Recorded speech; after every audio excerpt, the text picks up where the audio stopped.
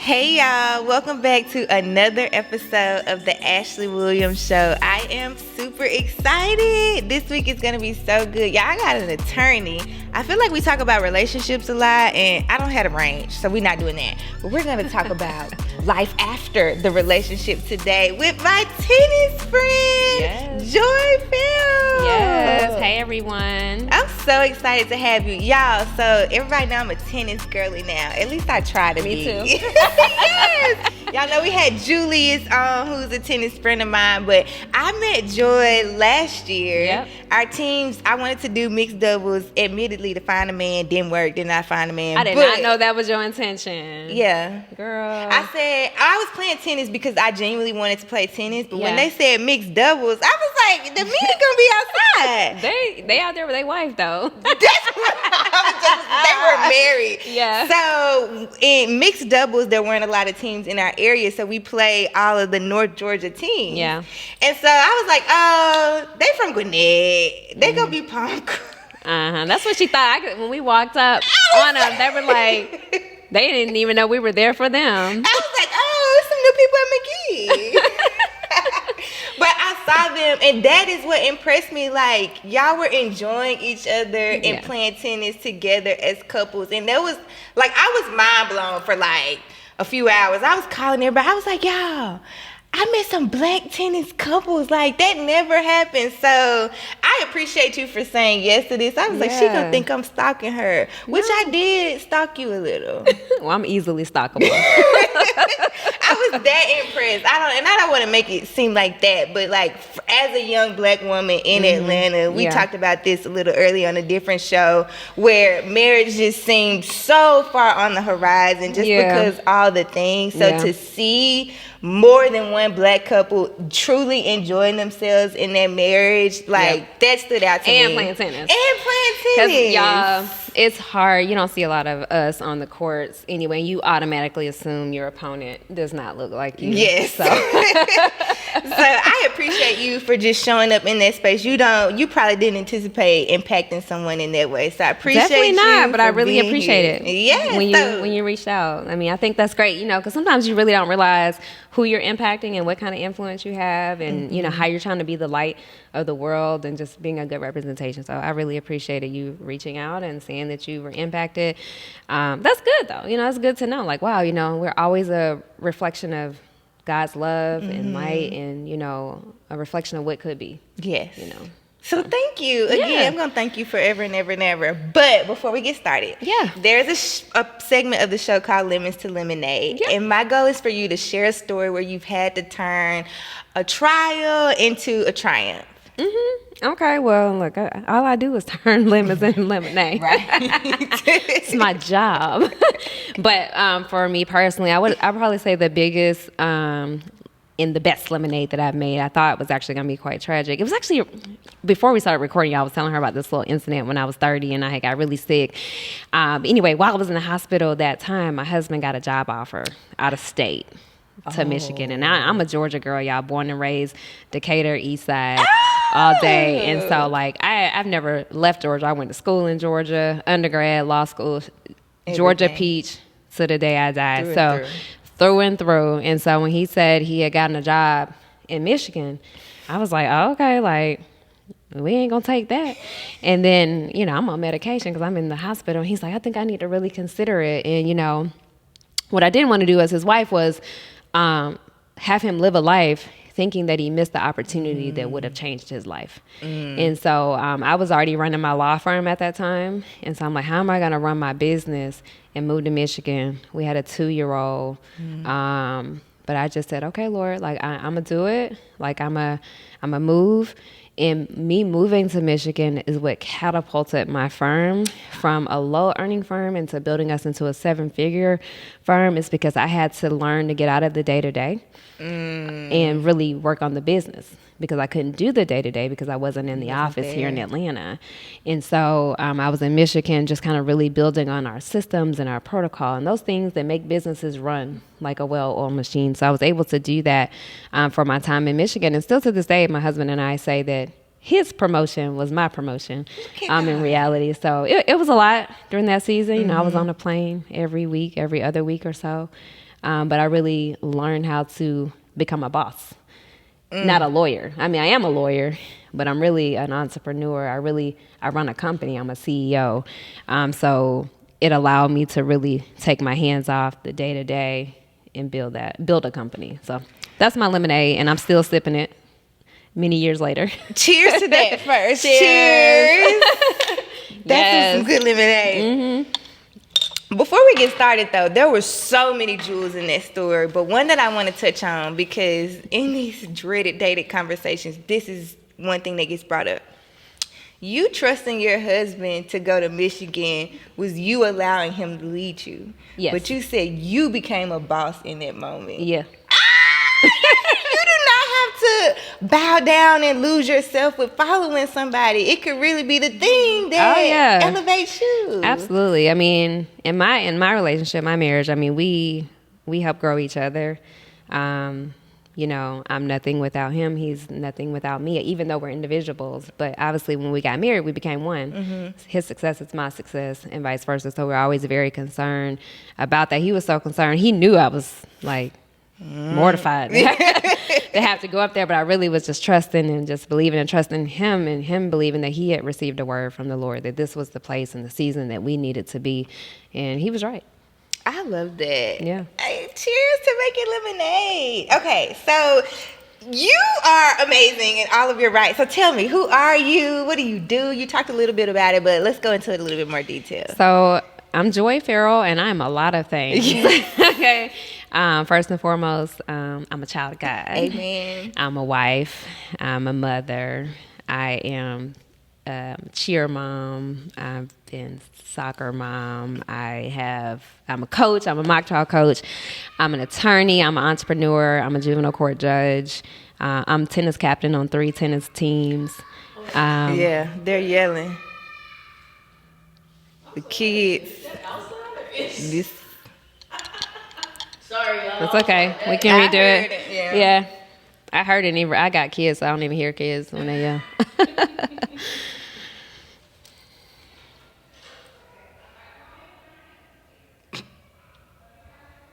Evangelist going to get them together. Can you start from the question? Who is Joy? Oh, Lord. The kids expressing themselves. I like self-expression. What you tell me to do? Start from the question. Who is Joy Fairell, or who are you?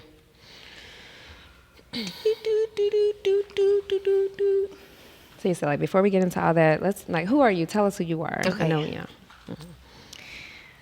So before we get into the show, I want you to tell me who you are, because I know you do a lot of things. So tell me about it. I do a lot of things. First and foremost, I'm a child of God. Amen. Amen. I'm a wife. I'm a mother. I'm a dog mom. I'm a tennis captain, 3 teams. I'm cheer mom. I'm an entrepreneur. I'm a lawyer. I'm a juvenile court judge. I'm a fitness guru, from fat to fit. I'm everything. Oh. Yeah, I do a lot of things, but I know you brought me here because of my legal side of things. So that's how I make my money. I love that. Now, how about you here for whatever the Lord lets you share? Because I think it speaks to. I'm turning 30, so that's why this is also. Congratulations. Thank you a lot for me. It's like, you don't have to choose one thing, Absolutely right? not. Like, you can pursue whatever you desire, and I think I make everything so dramatic and so big, which causes a lot of anxiety. And I think listening to you, chill out. No, it's okay to be. I'm a dramatic person. I make a big deal out of everything because everything is a big deal. If you choose it to be, I always say, am I doing too much or are you not doing enough? Come on! So, I mean, don't ever dim your light because people around you say, girl, you be doing a lot. That's what they say. Because I be doing a lot. They probably right. I do a lot. No, they just don't do enough. It's okay. Y'all hear him. Y'all know who I'm talking about. Yeah, just not do enough. No, okay. But it's okay to be dramatic. It's okay to be anxious about things. It is a big season, right? Mm-hmm. Anytime we have big transitions in life, whether that's you changing a decade, so you're going into your 30s. Mm-hmm. But I'm gonna tell you what, I feel like there's not one person in this world that will say, my 20s were better than my 30s. And they're telling me that no one's gonna say that about the 40s. The 40s. You know, as we grow, things get better. Right. Okay. So don't be afraid of that. Embrace it. Embrace turning 30. All right. So tell me, I did bring you on to talk about law specifically, but we can't have other discussions. But tell me about how you became an attorney. So I became an attorney really through prayer and fasting, which is crazy, right? Because when I was probably about, I think I was like 20 or 21 years old, I was in college. And when I went to college, I had declared pre-med because that's what I was told growing up. You know how it is in the black families, they tell you what you're going to do. So I was kind of going along that path, but I just really wasn't finding joy and fulfillment in the curriculum that was there. So anyway, I went undeclared. I was like, Lord, I'm just going to pray about it until I hear from you. And it took like 10 months. It was so long. You know, sometimes we want to answer right away. I really needed it like yesterday. So I ended up waiting like 10 months until I just God very clearly spoke to me through another person and gave me that answer. And I was like, law? I was like, I've been waiting on this. I don't want to do law. Yeah. But again, I said, I'll trust you if that's what you want me to do. And for me, I'm feisty. And so I was like, listen, Lord, I'm going to trust you. But here's the thing. You're going to have to open these doors. Right. This how Make it plain. This is how I know it's you. And he kicked down doors for me. So, period. So, at 21, I was at Georgia Southern University. Started trying to figure out, like, how do you become a lawyer? Because I didn't know any lawyers. I had no idea. The school didn't have a lot of resources, so I ended up helping to start one of the first Black undergraduate chapters of the Black Law Students Association. Built that organization for my time there. Just really helped a lot of Black students, like, find out about law school, touring law schools, how to get in law schools, get scholarship money. So I became really invested in helping other people get in law school because I was trying to get there myself. Then I ended up getting in, going, and I got into my top school, my dream school. I mean, I'm telling you, when I tell you God kicked down doors. Kicked them down. Kicked them down. Okay, like not off the hinge. Okay, so he has just continuously done that. And so I'm really just still in the season, even though it's been such a long time, of just really following what he has assigned for me. And I'm just in the beginning, really, I feel like. I mean, it's been a long time, but I feel like there's so much more for me and so much more assignment left in me to do. That's good, because I think in this stage of like your 20s, early 30s, you feel like, I got to make a decision now, and this is what it's going to be forever. And I know. That's it's crazy. a journey. That's crazy, because when I think about 10 years ago, we're 10 years apart. So I would have never seen myself where I am now. It's so much time to do everything and there's seasons, right? We have to gradually build on stuff. When I was growing up, the American dream was to, own a house and make six figures. Yeah. Well, like that can't be it, especially when you achieve those things early on. It's like, well, there has to be more. And so you start looking for more passion, more purpose in life. And that changes sometimes, or sometimes you just continue to build on it. Like you don't just, there's no, the mark is always moving. There's no finish line. And getting comfortable in creating your own story. And Absolutely. It may not look like somebody else's. Oh my gosh. That is like the biggest thing for me. Like even when I started my firm, I ended up starting my firm because I could not find what I wanted.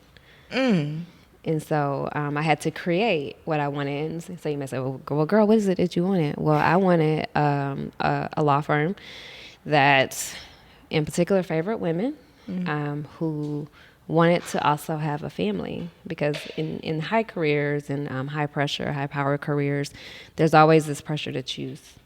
It's either career or family. Pick one. And I didn't want to choose.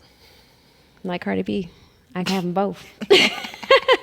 So I didn't want to choose. And so I wanted to, even though I did this before Cardi B even existed, I think. I mean, not existed, but before we knew who she was. Right. But I didn't want to choose. And so I built a business that allowed me to be a professional woman, but also have value on a family life. Your direct quote was, I was no longer going to be a part of something that I deemed subpar, unethical, and inefficient. Yeah. I just feel like you've always had this sense of owning who you are and not settling. Absolutely. So my personal motto in life and the motto that we use at my firm is excellence is my standard. At work, excellence is our standard, but no, excellence is the standard of my life. And it's not a pursuit of perfection. It's a pursuit of me giving the best that I can, right? Because I don't know what is perfect. Perfect is whatever you perceive to be perfect. And I'm not pursuing perfection, but I am pursuing excellence. To me, it is unacceptable to be subpar, mediocre, to do things half-ass. I was like, can I curse? I don't know. Yes, you can. But that's unacceptable to me. And the firms that I was working in were all of those things. I'm like, dang, do you just get a law degree and just get to go out here and be like subpar because you have a law degree, or should you be standing on excellence, or what they say now, standing on business? Yes, I don't know. stand on business. So what advice would you give anybody, but our target audience today is women, because go girls, in a world where it's easy to feel overwhelmed and like there's so many expectations of you, but still show up in a spirit of excellence? Like some days I'm here, that's all you get is Ashleigh. But I still want to be excellent, so how do you balance the two? Yeah. So I believe that we can have it all, but we have to be mindful that it may not all be at the same time, right? And so I think a lot of what we're doing, there's this pursuit of having it in every area. I'm going to be fit, be healthy. I'm gonna be in a strong relationship. I'm gonna work on my career. I'm gonna go back to school. I'm gonna be the best mother. And I think the best example that I either read it in a book or someone told me. I think I read it. Yeah. I've read a lot of books. No one book has changed my life, but I take about 1 or 2 sentences from each book and create what I stand for.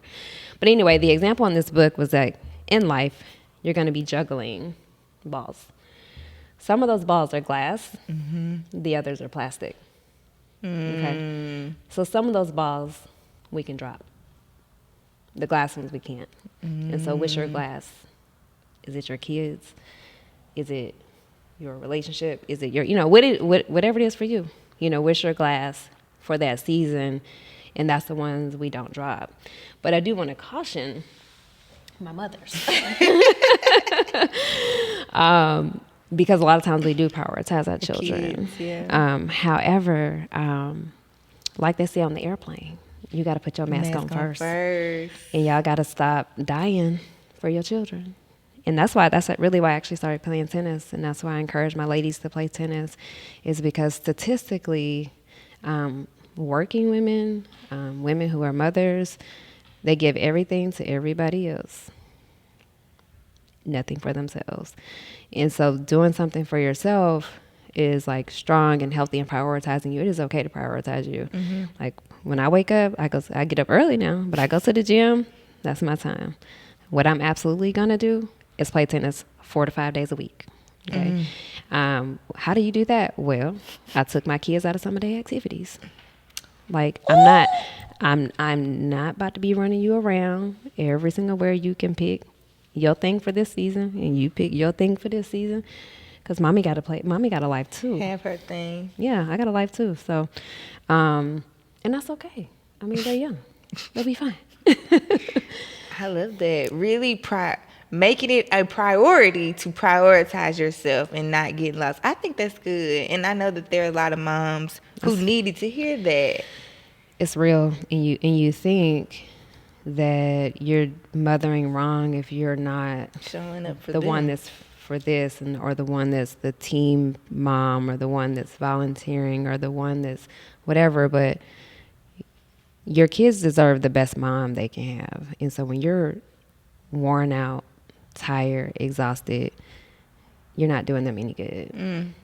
Just say no. Just say. 2023, last year, how people have words for the year. My word was no. That needs to be mine. I say yes to everything. My word was no. Nope. And my motto for last year, which I've carried over into this year, was I don't seek to get more things done. I seek to have less things to do.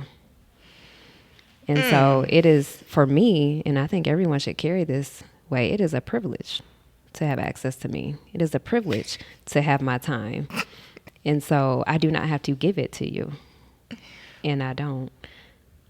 When did you get that level of confidence? The pandemic changed my life. Okay. Because I'm like, baby, be clear. I was worn out, drawn out, exhausted, broken, and weary. on March 13, 2020, before the world shut down. But when the world shut down, I had a moment to shut down and be like, whoa, what in the world? Like, how was I surviving like this, going 1,000 miles a minute, just nonstop? Everything came to a stop. And I was like, wow, like I got to make a decision. You know, like what's going to be a priority? Like, am I going to sink in this season or am I going to pivot? And the lemonade we spoke about when I moved to Michigan, and I had the same thought in 2020 when this big change happened. Because I was getting weary in Michigan until I, really was like, But I heard somebody else say something about me. And it was at the time I had a legal assistant and her name was Rhonda. And she was talking to someone else and she was like, I was talking to Joy's mom. And, I was asking her how Joy was doing up there. And she said, yeah, her mama said, well, if I know my daughter, when it comes to sinking or swimming, she gonna swim every time. And in that moment, I was actually quite sinking. But to be reminded of who you are, who you've been raised to be, I was like, you're right, I'm a swim. So like I turned it around and, did all those things that we made the lemonade. So in 2020, when the world shut down, I gave that same scenario. Are you gonna sink or swim? And I said, oh, Joy gonna swim every time. And so I pivoted. And I said, okay, I'm gonna make this positive. Like I lost 50 pounds in 2020. Wow. I was like, I'm gonna focus on me. Yeah. Now that I have this opportunity to make myself a priority, like, okay, all the restaurants are closed, but this gave me an opportunity to start cooking, eating clean, being healthy. I was running outside and climbing the stove mountain and, all kind of little things to just be active. And that was the first start, was getting myself back healthy, mentally, physically, spiritually. And then from there, everything else became secondary to me. And I'll be honest, even my kids, everybody, and it's still kind of that way, which is a little risky, but joy comes first. I absolutely. And so that's why I have that mantra of like, oh, no. And, I agreed to be here because I was like, oh, fellow tennis sister, I'll do it. Because I made the mark. Because tennis changed my life. Same. Tennis changed my life in that aspect of prioritizing me. So I'm gonna do it. But I absolutely tell people, no, you everybody need to walk around thinking that you need to have the mindset that it's a privilege to be in my space. And anybody who makes that privilege uncomfortable or violates that privilege gets removed. I think that's good because that's how you let things slide, and then you're left to pick up the pieces, like being confident in who God called you to be and standing on business and not, that's a non-negotiable. And so I encourage anybody to take heed to that because it'll stop you from having a broken heart, staying at jobs too long that don't value you, or just being in spaces that don't uplift you. Like some days you can look around and say, I'm not comfortable in here. Anything that makes you feel uncomfortable, anything that makes you doubt yourself, question yourself, anything or anybody, you remove them. Like even especially in the world of social media, people are all about like how many followers you have. I have more follower requests than I have followers. Because again, it is a privilege to have access to me. Yeah. It's access only.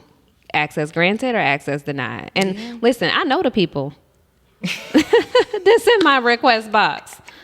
It's not like I don't know them. I know you, but I'm not giving you that kind of access to me. That's good. Yeah. And also you got to watch what you give yourself access to, right? Because that's what we're looking at, that's what's influencing us. And so when you get on your timeline and you start scrolling, if you start feeling some kind of way every time you scroll 2 or 3 posts, you need to, if I see something I don't like, or something makes me feel some kind of way, or somebody, I go right to that unfollow button because I gotta watch what I have access to. I gotta guide my protect my eyes and guard my heart. Yes, we learned that in Bible study. Yeah, you got to unfollow people. You post crazy stuff. Ooh, unfollow. Make my spirit feel uncomfortable. Yes. Make me feel some kind of way. Or if I'm comparing myself to you, yes, a self check. You need to check yourself. But actually, I don't like the way you post stuff, so I'm just gonna not follow you. If you're out here, practicing perfection, and it's okay to preach perfection. I think people think I preach perfection. I really don't. I do preach excellence. They're not the same. They're not the same. But I just unfollow people. So you have to really just build your whole circle, your whole network around what makes you feel at your best. And I think, fortunately or unfortunately, it's lemonade. Like, everybody goes through this pivot seasons of where you have to recalibrate. So this is my pivot season. Like, I had surgery, I told you, 3 weeks ago now, for endometriosis. And that surgery took a lot from me. Like, I only have one ovary and a uterus left. And so, baby, all you need is one. Amen. But all you need is one. That's all you need. So it took a lot from me. So it took me, I just felt depleted afterwards. And I'm used to going and doing everything. And my friend called me and she said, Ashleigh, it's okay to just sit in it right now. Like, that was a lot. You went through a lot and you need to just sit in it. So because I had to sit in it, I realized, one, it's okay to rest. You don't have to go. Yeah, girl, I had to learn that. It's okay to just sit down and rest. But two, really decide who I want to be in this season, because I do say yes to everything. I feel like I have to be everything to everybody. And you can't, God didn't tell you to do that. Correct. That ain't what he said. He might have said. And does it advance the kingdom in any way? Right. So I appreciate being now, I didn't at first, being in this moment where I have to reprioritize and say, one, what am I being called to do in this season? And two, saying no to everything that doesn't align with that. And that may be people that you've been friends with forever. Like, everybody, not to say that there's anything wrong with those people. We're just not aligned right now. And it's okay to not force it. Correct. Absolutely. I definitely used to take the mentality of like, oh, no new friends. But as I've gotten into my 30s, I'm like, actually, yes, new friends. Right. Not so bad. And that doesn't mean the old ones go away necessarily. It just means that you may not be my go-to. You may not be the person I'm talking to. Now, I have friends, I cannot talk to them for 2 or 3 years, and we get together, we never miss a beat. Yes. I've had friends that got their access denied and revoked. So I can't even say they're a friend anymore, but I have revoked access, and I revoke it hard when I revoke. So I think it definitely makes a difference as like who you surround yourself with. And definitely you want to be able to sit in a season of rest and obedience and listening. And I think as Black women, we're taught to go. And sometimes God does have to put us down. Set me all physically. the way down. Yeah. But, I hate that you feel depleted. I did, because, like, I am a girl's girl. I desire to be married. I desire a marriage and then a family. That's important to me. You desire the right marriage. Yes. Baby, because we can get you married, but... Right. Not just know anybody. I just need y'all to be specific with the prayers to the Lord. Okay, Lord, we want the right man, the one that you made for me, the one you sent for me, the one that's going to love me, adore me, cherish me, and honor God. So, like, we don't just want a marriage. Right marriage. We want the right marriage. And so it felt like I'm coming in. I'm being so transparent right now. I know you feel like you're coming in at a like loss. Yeah, no, you're not though. Okay. Listen, I know this is tough, and the people say, well, you're a mother, you can't relate. And for women who can't have children or have infertility issues, they tie a lot of their womanhood to their ability to have children. But there's so many ways in 2024 to be a mom, and people say, oh, well, I want to carry my own baby, and and it's like, I hear you, but sometimes that may not be God's plan for you. Yeah. You know, sometimes carrying a baby will kill you. Oh my gosh, this You know is what I'm God saying? talking right now, y'all. So it's like if God knows that, He's not gonna put a baby in you because He's not done with you. Because your life is the one that is here and that is fulfilling a purpose. And so, okay, so how else can we have a baby? Can we use a surrogate? Can we adopt a baby? You know, Yes. in a minute you're gonna be able to grow them into something else. Right. But you know, I think a lot of times, like the caring of a child is the least important part of motherhood. Okay, it don't get real till they get out and Till they about. out of there. So we don't care how you cook them, as long as we get them, you know. But anyway, your value isn't defined by your ability to have a child at That's all. so good. So I was talking to my male friends about it, and they are so like non-empathetic. But what they said is exactly what you just said in a different way. They were like, why would you want a man that would make you feel bad about however you come to motherhood? And so this is confirmation for me. Yeah. So I know it's confirmation to anybody else who may be going through a challenging fertility journey, because I'm not claiming infertility. Just a challenging fertility journey is that it can happen for you in different God is a ways. big God. Period. Do not put limits Like on him. what you talking about is insignificant. easy peasy Right. to him. He's a like, big what guy. else? If he wants it for you, it will be for you. And we just have to. In this life, everything is hindsight. You know, everything is hindsight. So you look back and say, "Oh, I see." Right, what But you you were won't know that until later. But you just have to trust and believe. Like, God is a big God. I mean, he holds the whole universe in His hands. Like, what you dealing with and what you feel is not insignificant to Him. It's very significant. But He could fix it like that when He wants to and if He wants to. Hello. And you know, I was telling my one of my girlfriends, she's actually one of my best friends. She has children, but she wanted another, and she went to the doctor. She basically had like 5 eggs left. We supposed to have like a whole bunch more. Through egg freezing. And so she was just like, oh, you know, this is, you know, out of the account for me. And just like I said to you just now, girl, you only need one ovary. I said, well, girl, you only need one egg. And you got 5. Yeah. And lo and behold, fast forward a couple months later, we thought her Spanx weren't working, child. She was 5 months pregnant. Didn't even know it. I said, see, that one egg done caught hold. And, you know, because you just got to believe for it, especially for her and for my other friends who've dealt with this, is when you stop worrying about it. That's when just God live your life. God just do what He do. I surrender. God wants the glory. And so when you out here running around trying to give the other people the glory, doctors and providers and groups and supplements, it's too many other reasons to say how it worked. God likes for everybody to be clear that it was but for my glory. Ooh. That I gave it to you. So pull off of it. It'll come. Let's wrap it up. It'll come when it's time. It'll come when it's time. That's a word. I appreciate that, because it has been a rough few weeks. Yeah, girl, you got time. I got time, right? And you know, that's what God say. That ain't what I want for you right now, anyway. Right. So why you worried about it? Yeah, girl. Like, you know, as a mother myself, you know, you got time. Take your time. Take your time. No need to rush I it. truly. That's one thing, is I did not value my life like I should have prior to having kids. So.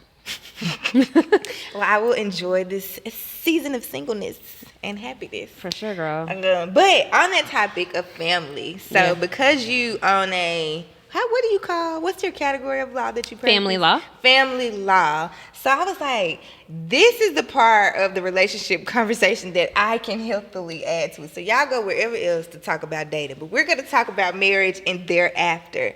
So I was doing research for the show, and I was like, okay, millennials just getting divorced. They are not. That's not what the stats show. We got to get married first. Right. The stats show we're not getting married, and when we do, it's much later, late. and therefore we tend to stay in our marriages longer. So what are you saying? Talk me through it. You know, I would say most of my clients are actually millennials. Wow. Yeah. I mean, but I'm a millennial, and so people hire, you know, like they know. Somebody will probably hire who is a millennial would hire a millennial versus, you know, older. I mean, I have great divorces, and those are divorces, those 30-plus year marriages. But millennials definitely do get divorced, but millennials also stay married because, I mean, obviously, me and my husband lead a church group at our church called Married Millennials. And so it's full of people, being married, staying married, and working through it. But in my practice, yes, millennials see what millennials absolutely not going to do is being something that they feel is toxic, or they feel, because we're very anti how we grew up, right? Or what the standard was for the black marriage, or just the gender role separation of what a man did and what a woman did. There's lots of people who are in our age group who are absolutely like, oh, under no terms would I go through what my grandma did, or what my mama did, or what my daddy did. So we're more resistant, to kind of putting up with it, which is a downfall, because really for me, I think marriage is a choice. Okay. And if you marry the right person, and for the right reasons, you can stay married if you want to. So yeah, millennials absolutely get divorced. We do. What's the reasons? So what people think the reason is infidelity and financials. That is not the reason for divorce. Nope.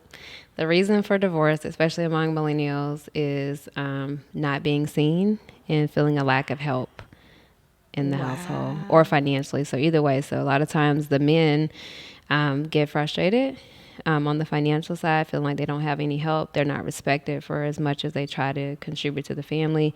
The women feel undervalued. They don't feel like they have help with the kids. If you ever heard the term single while married, that is a big cause for divorce, because essentially you end up saying, well, I can just do this by myself without being, frustrated and all of that. So it's just not being seen. Divorce is happening from failed expectations. So why do we have failed expectations? Well, it's because we're not putting the expectations out there. We're not communicating on what the expectation is in this relationship. And really what the real thing is, what everybody needs to understand, is that expectations change. Okay, so we change. And so even if you got married and thought one thing, or that's who you were then, we have to articulate as we grow and change. My needs have changed. My expectations of you have changed. Obviously, I got married when I was 25. I had very low expectations. Yeah. I didn't hardly have any, other than like, you just be a good husband or whatever. But what is a good husband then? But then we started having kids and buying houses, and I expect you to pick up after yourself. I expect you to help cook a meal. I expect you to get up with this baby. I expect you to go to work. I expect you to pay bills just like I pay bills, and all these things. But I wasn't using my mouth to say those things. I was just kind of thinking it in my head, like, why he walking by that pile of laundry for the past 3 weeks? I don't even know what's clean and what's dirty, Why every time the baby cry, I'm getting up to get the baby? And, so so you start building up these internal resentments. But as you grow more in Christ and more in your relationship, and just more if you want to be married, right? This is if you want to salvage your marriage. You have to start communicating your needs. And every time me and my husband start communicating what our expectations are, we actually pretty much have the same expectations. We just communicate them in different ways. Like my husband, he's a words of affirmation person. I'm an acts of service person. It's like we want the same things, but we're showing them differently in ways that are not being transmitted. So communication is key. People do get divorced, but the number one cause of divorce among millennials is not being seen, not being respected, heard, feeling like they don't have help. That's good. People bounce back from infidelity. People can't believe it all the time, but I'm telling you, when I talk to people, and I talk to people every week with cheaters, people definitely are some cheaters, but people bounce back from it. People. How? Forgiveness, healing. I know it creates major trust issues, and that's why I tell people, as soon as, like, a lot of times on Monday is a busy day for me, because a lot of times people discover cheating like on the weekends, and so like somebody will like get in on a last minute appointment with me on like a Monday or Tuesday, and I'll have to tell them like, hey, let me tell you something. Like, I know this is devastating for you, but let me just give you this tip right quick. Don't run off and tell everybody right now. Like, don't tell your mom, don't tell all your friends, because you going to forgive him or you're going to forgive her.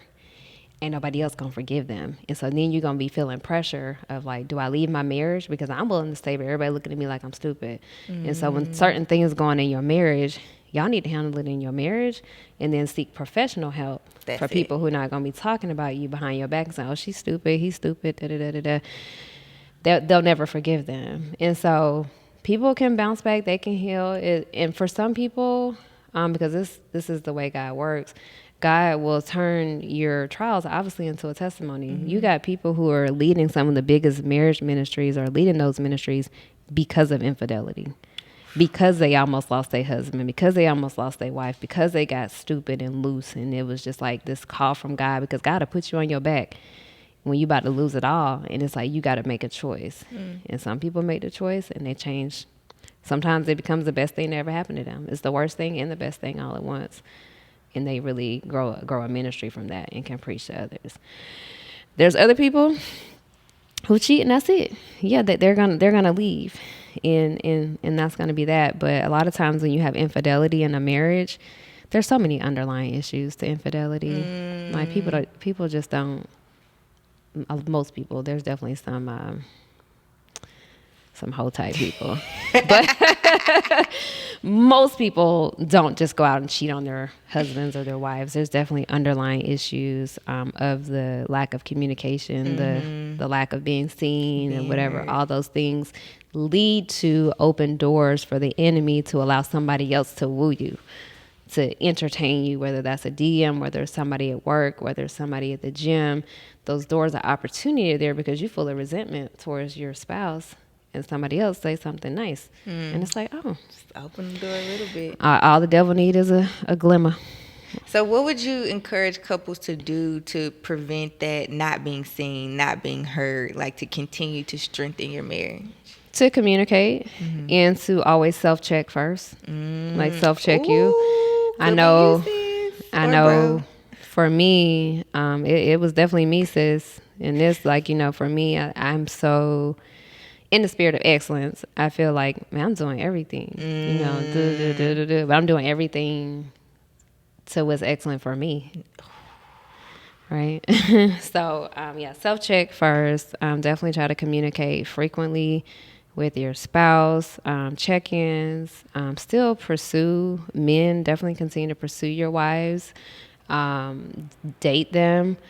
Women, pursue your husband. Date them. Kind of always try to go back. Before me and my husband got married, he was like my super duper best friend. Like, oh my gosh, like addicted to him. I could just sniff him all day. I love that for y'all. Yeah, well, that was before we got married. Okay. And then we got married, and then we had kids, and then we had life. And I try to tell myself, like, when I'm like getting frustrated, I'm like, you know what? Today I'm going to treat him like my best friend. You know, I'm going to try to go back to that. I'm going to, you know, my husband will call sometimes, like if I'm in the mood, I'm like, how's your day? Fine. What's going on? Nothing. You know, just da-da-da-da-da. Whereas if my girlfriend called, I'll be like, girl.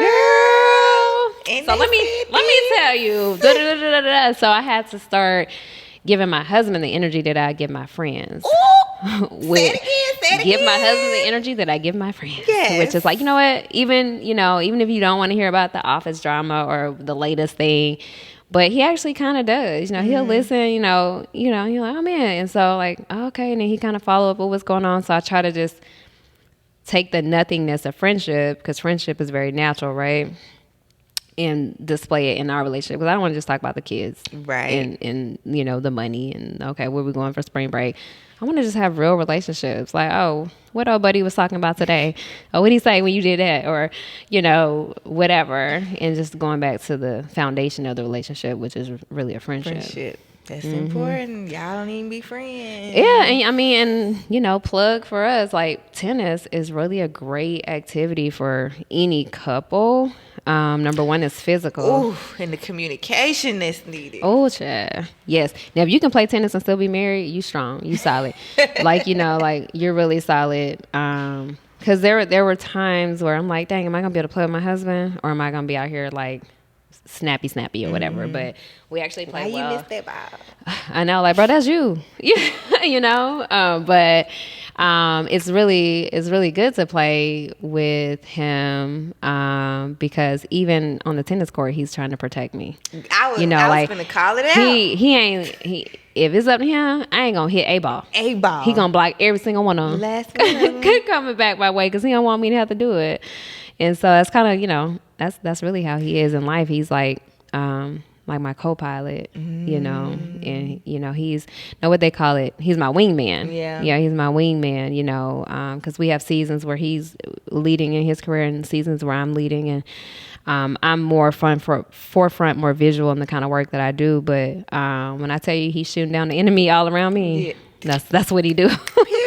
That's what he do. So I really appreciate him for that. But yeah, play tennis with your boo. Be active, be physical. That's just a plug for health in general, especially in the Black community. And I'm not talking about like for the purposes of having like Instagram bodies and stuff like that, but I'm talking about for your health, your organs. Living a long life. Yeah, drink water. And mind your business. Mm-hmm. The other thing that I saw on the court between you and the other young couple is the whole idea of partnership, because we talked about, the man's supposed to do this and the woman's supposed to do this, but no, like it's a true, both, whatever it is for your relationship or marriage, both people need to be bringing something. And I think that was seen too. Like he may have a strong backhand, or you may have a strong forehand, or somebody may be good at the net. And I think you take those principles to your marriage. Okay, maybe we doing it all wrong because you're doing something you're not naturally strong at. Like, where do we reorganize and pivot so that we're the best team for our family? Right. You have to be strong at certain things, and then if you're not strong, it's like, well, how can we become strong? Or because I don't know if there's anything in marriage where you can just collectively say, I can't do that. Okay, because we have to be able to learn, grow, and adjust. But we do have strong points. Like for me, I'm a planner. Like I plan everything we do. Like we're going out of town tomorrow, and I got the whole agenda. Now I don't expect my husband to run an agenda, even though it would be nice, you know. But that's not his thing. Like he's not a planner. I am. So that's my strength. So I go ahead and take ownership of that, and I don't take any offense that it's my birthday trip, but he didn't plan it. You know, repeat. Don't take no offense. Yes. Okay. We get mad at these men and they don't know how. Yeah, like that's not their skill set. And also another tip, and I think I got this from my marriage group. I want to say either a book or a sermon. A good way when you get home from work with your partner. Y'all don't even have to live together. You can say, hey, what's your percentage? I do this with my kids. I'm like, hey, what's your percentage? And I'm asking what's your battery percentage on your phone, right? So sometimes, you know, if you're like, hey, we both need a charger, you're like, what you got? I got 3%. Okay, I got 12. All right, you get it because you got 3, right? You got lower. And so when you get home, you say, what's your percentage?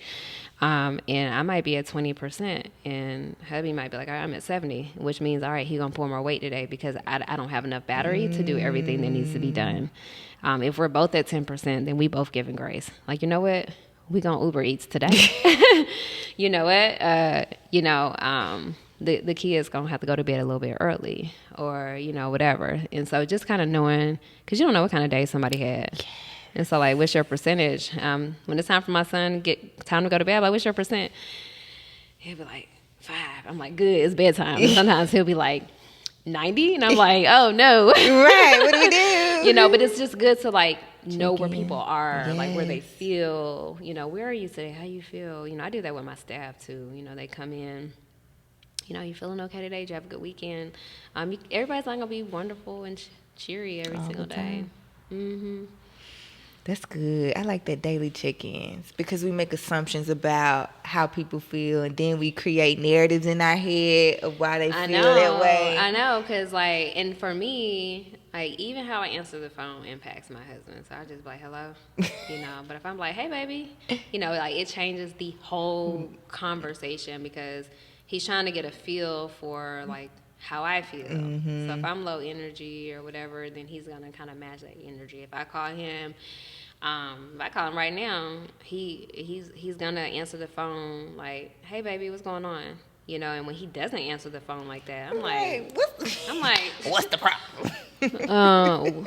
What is going on? And like, you know, I'll be petty sometimes, like, cause he'll answer the phone, he'll be like, hey, he'll be like, what's up, babe? And I'm like, where you at? talking to? Like, what's up, babe? Like, what's up? Like, I mean, why are you rushing me? What you doing? You know, like, oh, okay, you're not listening. You don't have time. You know, I get all of my feelings or whatever. Yes. And, you know, like, he's like, girl, I'm at work. Like, Calm like, down. oh, right. Call me back. When it comes to prenuptials, what I think is probably a fair compromise for someone who doesn't necessarily want to sign one would be everything that you have prior to we get married will remain yours. I think all the growth that comes from it should be ours. 50-50? Well, excluding the 50-50 of the growth. Yeah, yes. yeah. Excluding what we had. So if I had something that was worth, you know, $100,000 before we got married, and then we grew it to $500,000, that means the growth is $400,000. And could we split that 50-50? Yes. I would be okay with that. I'm a very fair person. Yeah. I always tell people, like, especially as a divorce attorney, I always tell people, like, if me and my husband were to get a divorce, I'm not arguing with him. Like, we sharing these kids 50-50, and we splitting these assets. It is not even a conversation. Like, it's half is yours or half is mine, however you want to view it. Like, there's money. I can make money. I'm not about to argue with you about money. I just go make some more. It's cool. I love you. Now, the only thing I'm not willing to share, which I don't think will be a issue if we were, he hates when I talk about if we get divorced, but I always have to talk about it because I've thought about it on so many, you know, not divorcing him, but I mean, you have to think about what you would do. The only thing I'm not willing to share is the dogs. So they would have to be with me, but we can share the kids. It's fine. He made them. feel that. He made them, so. Are there any things you can do to protect that conversation? Because I know that can be messy too, custody battles and all that. Are there things you can do ahead of time? We can't prenup children, unfortunately. But my message, because I know a lot of women probably are watching this episode, my message to women, if you don't have kids yet, be mindful who you make babies with, all right? If he no good, now he gonna be no good then. If he has previous children, see how he treats his child's mother and see how he shows up for his kids.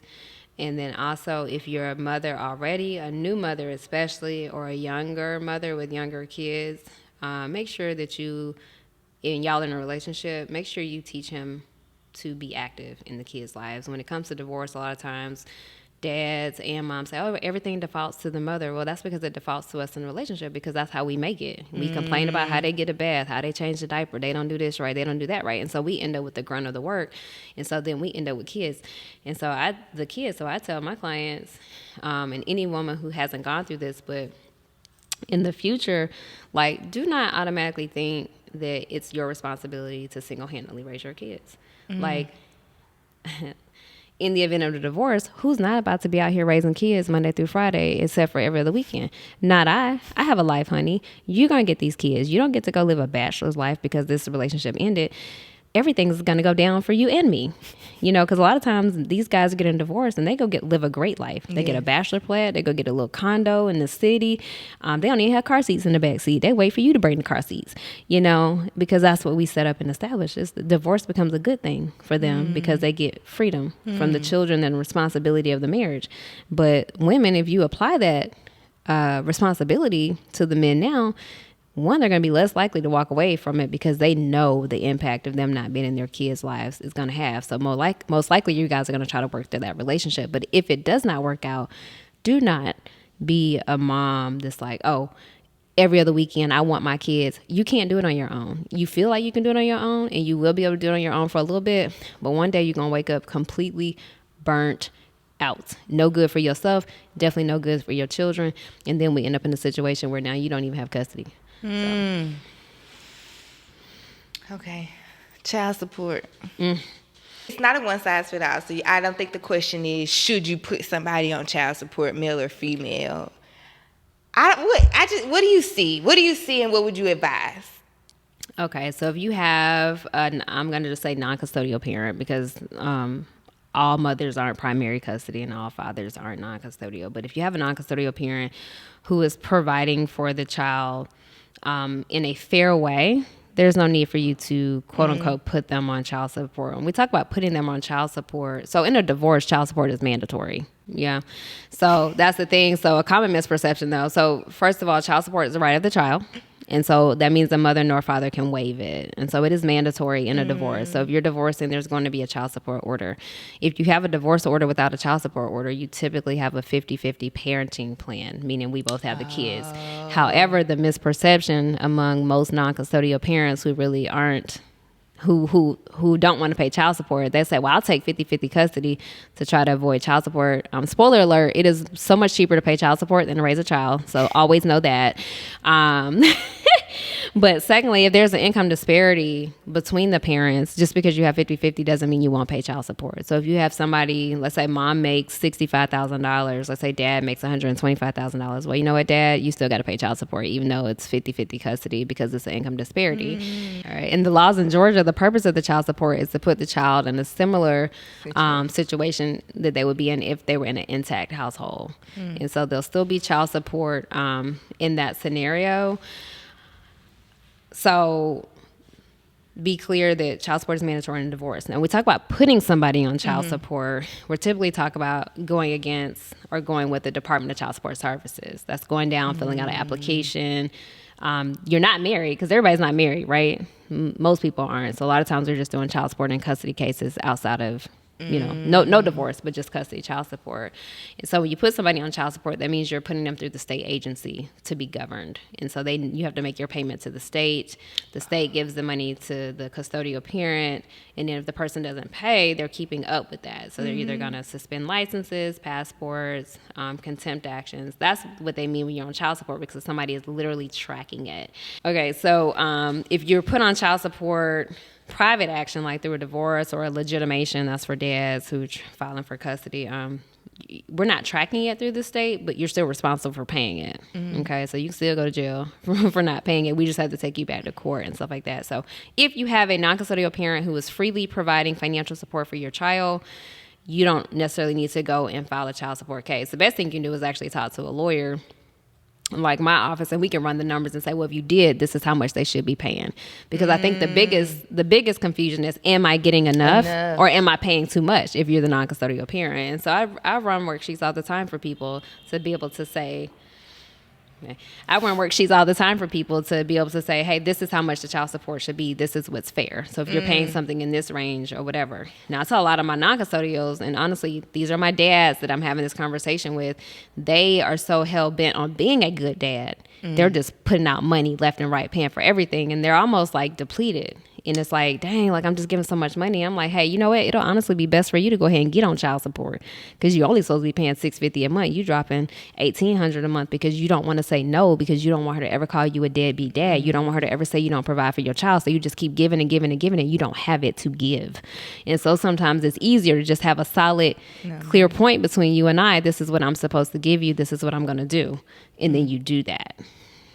So you said something that was powerful, and I almost side-eyed you when you said it. You said, we were talking about cheating, but it could be for anything that happens in your marriage. You said, keep that thing in your marriage unless you're talking to professional counsel. Because I think what happens is our community, oh, I'm not supposed to tell nobody. I got to keep my marriage in my marriage. And then you start suffering in silence. Yeah, no, I don't believe in suffering in silence. See, for me, I tell my friends everything, right? But again, access, right? So my squad is exclusive. So my squad can hear anything going on in my life, and I'm gonna get wise counsel. They're almost professional counsel, because I'm never gonna, I don't care what I tell my girlfriends, they never gonna be like, girl, you need to do something that's, like, oh, you need to leave your husband, or you need to da-da-da. They only speak life into me. They only tell me things that you would tell somebody, whether it's about parenting, any relationship, like with other people and husbands. So if you have a strong circle, that's what I mean. Like, you have a strong circle. Like, we don't suffer in silence. I mean, my friends, I'm not talking about like a million people. I'm talking about like my squad. Circle. My circle. Like, I can call them. Like, if I call them right now and say, hey, you can say anything. They're gonna be like, hold on. Let me step out. Right. And, they're going to listen. And they tell me when I'm wrong. They tell me when I'm wrong. And I appreciate that. So, and I don't think anybody should suffer in silence, because that's what I was saying. And my point number 4 is you have to tell people what you're going through so that you can have a support group. Do not suffer in silence. Do not feel like you're alone. A lot of times people take on this burden because they feel like, oh, I'm the only one going through this. I'm the only one who spoiler alert, it's everybody. Okay, everybody's going through it, but you don't know it because you're keeping it silent. So definitely don't suffer in silence, but you gotta watch who you tell things to. Most people. Now, if you have solid friends, like I have solid relationships, solid friends, because I've limited access, right? Who I allow myself access to and who gets access to me. I trust my circle of wise counsel. Any of them can find out what's going on with me, and I trust it. But if you're somebody who don't have strong friendships and you feel like, oh, I don't know if my friend's a hater or not, like that's not somebody you should be confiding in. You confide in people that you can trust and people who can guide you in true wisdom, and then also professional counsel as well. That's good. Yeah. Well, thank you, Joy. I'm you. never, ever gonna stop thanking you, because I really appreciate you for saying yes. I was so scared. I prayed before I sent the text. I was like, she gonna think I'm crazy. No. So I really appreciate you. And then just being flexible today. You've been with me all morning. Yeah. So thank you from the bottom of my heart for being here. I hope that the audience feels your wisdom, your knowledge. You gave me some real good girl talk, and I hope that comes across and somebody can, use that too. Well, thank y'all for tuning in to another episode of the Ashleigh Williams Show. I will be back next Wednesday, so don't forget to like, comment, and subscribe. Woo! Can you keep my woos in? Because I woo at the end of every episode.